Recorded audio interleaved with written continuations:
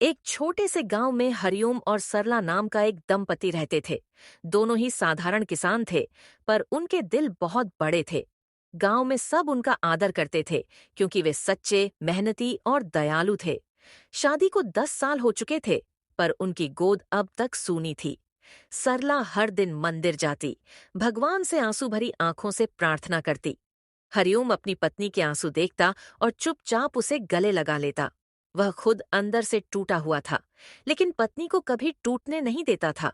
गांव की औरतें ताने देती। सरला, तुझसे तो कुछ नहीं होगा। शायद तेरा भाग्य ही बांझ है।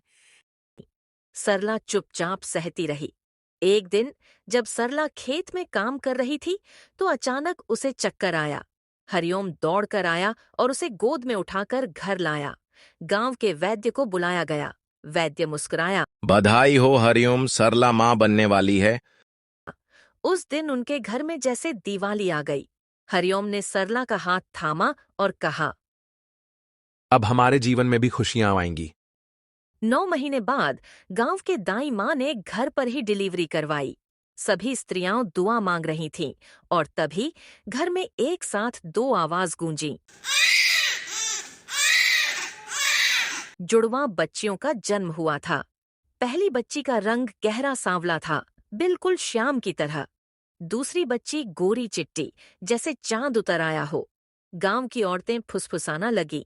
अरे, एक तो बिल्कुल काली है और दूसरी कितनी गोरी। एक रानी, एक राखी। पर हरिओम और सरला ने इन बातों पर ध्यान नहीं दिया। हरिओम ने कहा। अब हमारे जीवन में भी खुशियां आएंगी। उन्होंने बड़ी बेटी का नाम रखा राखी और छोटी का नाम रखा गोरी। सरला ने दोनों को एक जैसा प्यार दिया।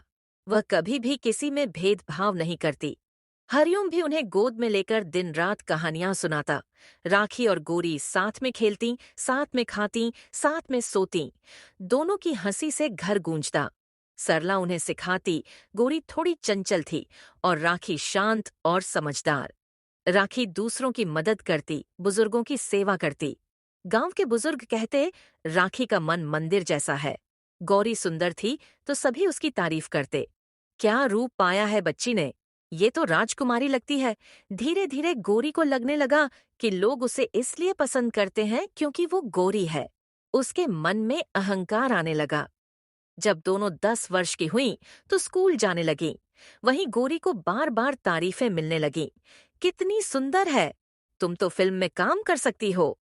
पर राखी को कोई नहीं पूछता था। कई बार बच्चे उसे चिढ़ाते, काली कली, काली बिल्ली। राखी चुपचाप सहती रही। वह रोती नहीं थी, पर उसका दिल टूटता जा रहा था। एक दिन गोरी ने राखी से कहा। तू मेरे साथ स्कूल में मत बैठा कर। लोग कहते हैं हम दोनों बहनें नहीं लगते। राखी चौंक गई। क्या तुम मुझे अपने साथ नहीं रखना चाहती? हाँ, तू बहुत काली है। मुझे तू अच्छी नहीं लगती। गोरी ने मुंह मोड़ लिया। राखी का दिल फट गया। वह कमरे में जाकर चुपचाप रोने लगी। सरला ने देखा तो उसे कहा। बेटा, इंसान का रंग नहीं, मन सुंदर होना चाहिए। गोरी अब नए कपड़े पहनती, शीशे में खुद को निहारती और राखी से दूर रहने लगी। राखी अब अकेली बैठती, किताबें पढ़ती और बुजुर्गों की मदद करती। एक दिन गांव में एक बूढ़ी अम्मा गिर गईं। गोरी हंसकर निकल गई, पर राखी दौड़कर गई, उन्हें उठाया, पानी पिलाया। बूढ़ी अम्मा ने सिर पर हाथ रखकर कहा। बेटा, तू तो साक्षात देवी है। भगवान तुझे बहुत देगा। राखी ने पहली बार खुद को किसी की आंखों में सुंदर महसूस किया। एक दिन गांव में एक मशहूर चित्रकार आया, जो गांव के बच्चों की तस्वीरें बनाकर उन्हें प्रदर्शनी में लगाता था।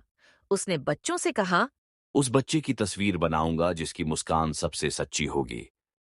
कई बच्चे मुस्कुराने लगे। गोरी ने सबसे सुंदर मुस्कान दी, पर चित्रकार ने राखी को चुना। सब हैरान थे। उसने कहा। कली की मुस्कान में दर्द, सच्चाई और सेवा की भावना है। वही असली सुंदरता है। गोरी को पहली बार झटका लगा। उसने देखा सब लोग राखी की तारीफ कर रहे हैं, क्योंकि वह दिल से सुंदर है। उस रात गोरी ने माँ से पूछा। माँ, क्या मैं बुरी हूँ? सरला ने कहा। बेटा, सुंदरता के अहंकार में तूने अपनी बहन को खो दिया। पर देर नहीं हुई। अपने दिल को सुंदर बना ले। गोरी रोने लगी। सुबह वह राखी के पास गई और बोली, मुझे माफ़ कर दो। मैं तुम्हारी बहन हूँ, लेकिन बहन जैसा बर्ताव नहीं कर पाई। राखी की आंखों में आंसू थे, पर उसने मुस्कुराकर कहा, बहनें एक दूसरे से दूर नहीं रहती। मैं तुम्हें माफ़ करती हूँ। यदि आपको हमारी वीडियो पसंद आती है तो कृपया उन्हें लाइक करें, अपने दोस्तों के साथ शेयर करें और हमारे चैनल को सब्सक्राइब करना न भूलें। आपके एक लाइक और सब्सक्राइब से हमें बहुत प्रेरणा मिलती है और हम आपके लिए और भी अच्छी कहानियां ला सकते हैं। धन्यवाद।